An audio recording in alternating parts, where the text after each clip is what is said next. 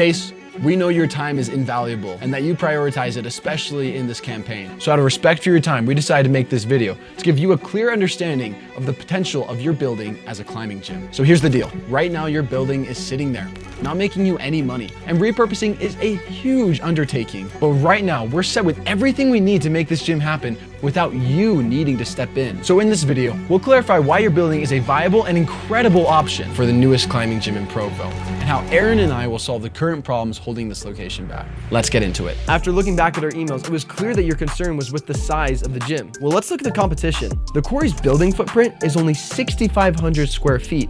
That's the size of your arena space. The Quarry's bouldering and training area is 1/3 of their footprint. Now, the Quarry does have 2 floors, but the climbing doesn't overlap. What overlaps is office space, way too much retail space that's not actually theirs, and bathrooms. Doing the math, that's only 2,500 square feet added to their building, summing it up to 9,000 square feet, which is still short of your 10,000 square foot footprint. Not to mention your building also has multiple floors.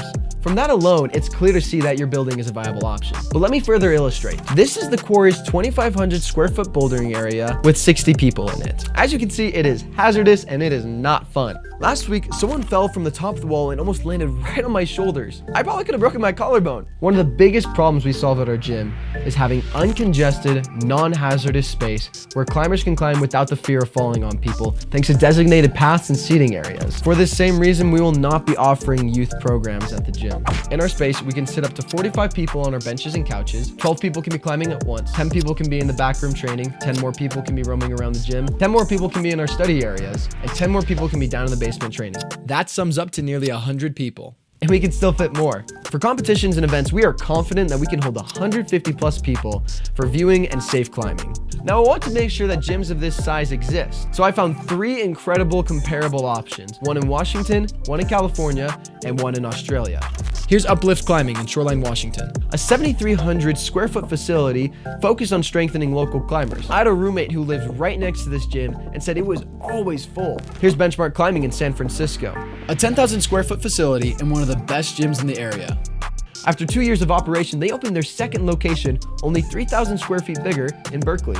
I spoke to their staff and they said the sense of community at their gym is unlike any other. Because they're not some supersized gym. They are a smaller gym that offer premium climbing to their members. The members love the space and love the people they get to climb with. And here's 9 Degrees Bouldering in Waterloo, Australia, an 11,000 square foot facility. Waterloo is part of a large chain of climbing gyms, and it's one of their bigger gyms. I got on the phone with head route setter and managing director, Jack Massell, to review our floor plan for our gym, and he loved it. He said it was comparable to his gym out there and expects it to take off. Jack has also offered to do consultation on our wall design and come out for a route setting clinic and help us handpick our new route setters.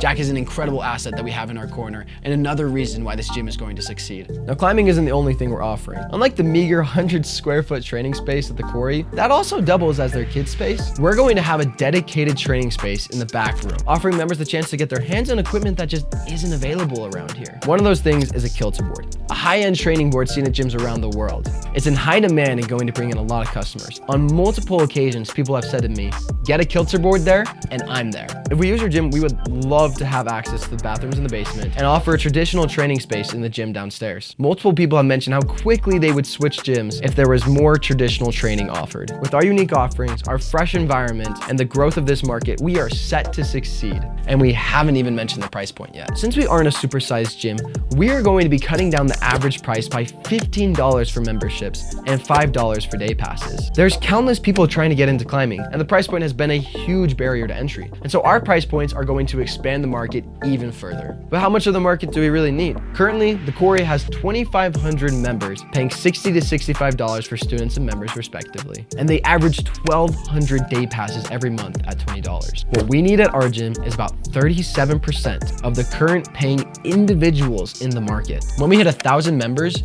and average 350 day passes every month, we will clear our expenses. But as we explained, the market is going to grow with a new, fresh, inviting environment that offers unique training opportunities and has a lower price point. Oh, And on a much more exciting note, this summer, bouldering will be featured as an individual sport in the Summer Olympics, spurring the interest of the sport to levels we've never seen before. The bouldering style seen in the Olympics isn't possible at the quarry, But it's 100% possible at our location. We will deliver on that interest in this gym.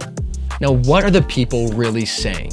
Well, it's one thing to go and validate with our customers, which we have, but it's difficult without bringing them into the space and getting a real feel for it. So we reached out to one of our mentors, Jeff Compass. Jeff is the founder and owner of Contact Climbing in St. George, the most recent gym to open in Utah. Contact grew to 1,000 members within just a couple months of opening and has continued to see growth. Earlier this week, I was trying to figure out what would really convince you that this is going to work. And I figured if anybody really knew what it took for a gym to succeed, it was Jeff. And so we wrote him an email explaining everything that we've explained to you so far in as much objective detail as possible, including the AR model, price point, and floor plans, and sent it off to him. Less than 50 minutes later, he responded, "This is brilliant. This is a solid market, and you will fill the gym instantly. It's my estimation that you'll have 1,000 members within 6 months of opening. You may have 300 to 400 members sign up before it's even open." I asked him, "Can the space offer sufficient climbing?" He responded with 3 words, "Yes, no problem." No kids teams and no kids birthday parties is a good idea. It totally keeps with the strategy and target market of student and young adult climbers. They will come to your gym in droves because you don't have those things. And the people agree. After showing them the AR model and the floor plans, here's what they said. "Me and all my friends are going to switch immediately. The quarry feels so crowded every weeknight no matter what. I'd pay $80 to $90 for a place like that. I'm there every day with that price. This would be epic. I would love more bouldering in Provo."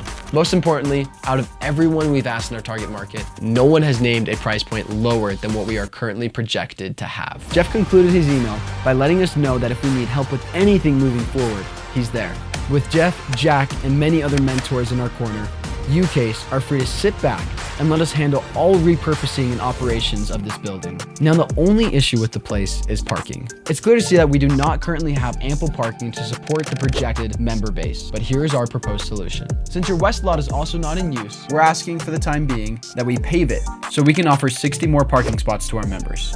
We will cover the cost of pavement or graveling, and as we are in operation, we will save up. And when you are ready to build your apartments, we will handle half the cost of a parking structure, so you will have all the parking spots you need, and we can have all that we need to support our members. Without those parking spots, we can't fully serve our members. But that is the only problem with this location. This solves our only current issue and still allows you to build your apartments.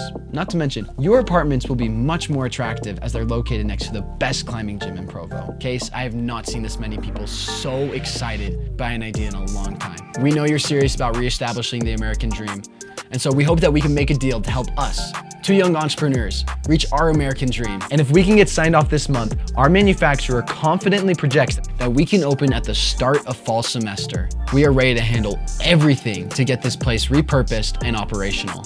Let us know when we can get started, because we are beyond ready.